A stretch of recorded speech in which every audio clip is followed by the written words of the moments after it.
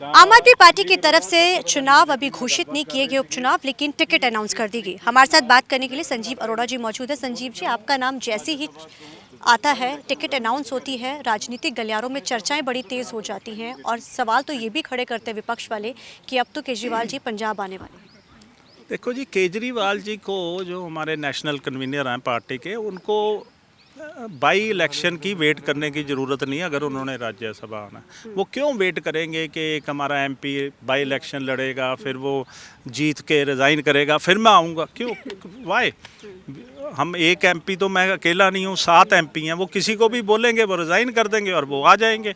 सो मेरी कैंडिडेचर से उनका राज्यसभा में आना वो उनका खुद का डिसीजन है। पर आज की डेट में मुझे उनका कोई इंटरेस्ट नहीं लगा और कोई मेरे से बात नहीं हुई कि मैंने आना राज्यसभा। सर, लगातार सवाल ये भी खड़े हो रहे हैं कि दिल्ली के लोग जो हैं, जो चाहे केजरीवाल जी चाहे सिसोदिया जी हैं, लगातार पंजाब में इंटरवीन करते हैं। आप पार्टी के राज्यसभा सांसद रहे हैं, क्या आपको कभी ऐसा लगा कि हालांकि हाईकमान जहाँ पर भी होती, चाहे वो किसी भी पार्टी की रही हो, इंटरवीन रहता है, लेकिन आपकी अगर पार्टी की बात की जाए तो किस तरीके से स्ट्रक्चरली आप लोग काम करते हैं? देखिए, ये बात नहीं है, आम आदमी पार्टी की सरकार है। इधर सारे जो आप नाम ले रहे हैं आम आदमी पार्टी के मेंबर हैं।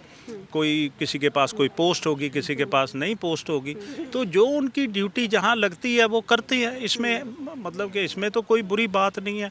अब चाहे वो दूसरी पार्टीज हैं, वो भी अपने कन्वीनर लगाते हैं, वो भी अपने प्रभारी लगाते हैं, तो सेम वे वो तो पार्टी का डिसीजन है किसको इधर ड्यूटी देनी है, किसको नहीं देनी। सर, आपसे सवाल ये भी है कि क्योंकि जाहिर है 3 साल हो चुके सत्ता में सरकार को, आप सांसद भी रहे हैं इतने समय तक, तो क्या लगता है आपको जब आप प्रचार के लिए, क्योंकि आपके पास समय भी बहुत ज़्यादा, भी डेट अनाउंस नहीं की, लेकिन बाकी पार्टियों में भी शुरू हो चुकी है कि ये कैंडिडेट होना चाहिए, तो आपको लगता है कि जो 3 साल में सरकार ने काम किया है, जब आप प्रचार के लिए निकलेंगे तो उसका फ़ायदा आपको मिलेगा? बहुत फ़ायदा मिलेगा जी। सरकार ने भी किए हैं, मैंने भी राज्यसभा मेंबर रह के शहर के लिए किए हैं, स्टेट के लिए जो मैं मुद्दे उठा सकता था उठाए हैं, नेशन वाइड भी उठाए हैं, हेल्थ सेक्टर, और हम काम कर भी रहे हैं और पंजाब सरकार ने किए भी बहुत हैं।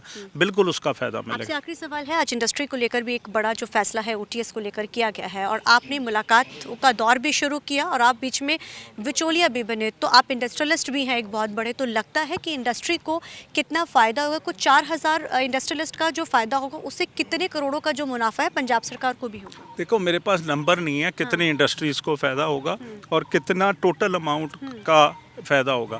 पर एक मुझे एसोसिएशन के जो प्रभारी हैं, उन्होंने एक डिटेल भेजी थी, एक केस स्टडी भेजी थी एक प्लॉट की, तो उन्होंने जो दिया था उससे 2170 रुपये पर स्क्वायर यार्ड का फ़ायदा होगा, 8% के अगेंस्ट, और जो उनके पास नोटिस आए हुए हैं। तो वो डिफरेंट भी हो सकता है, किसी के लिए कम हो सकता है, किसी के लिए ज़्यादा हो सकता है, तो केस टू केस होगा। वो बहुत बड़ा फ़ायदा है लोगों को। जो प्रिंसिपल अमाउंट थी उससे 3-3 गुना इंटरेस्ट लगे हुए थे, 4-4। ये बहुत बड़ा फैसला है और small industry, medium small industry, ये बहुत फ़ायदा होगा। तो मीडियम स्मॉल इंडस्ट्री को फ़ायदा ज़रूर होगा और साथ ही उन्होंने कहा कि अब वो चुनाव के मैदान में उतर चुके हैं और जाहिर है जो सरकार ने 3 साल काम किया उसका फ़ायदा जो है उनको इस बार के जो उपचुनाव होने जा रहे हैं उसमें ज़रूर फ़ायदा होगा। कैमरामैन अलजिंदर के साथ चंडीगढ़ से TV9 के लिए अमनप्रीत कौर।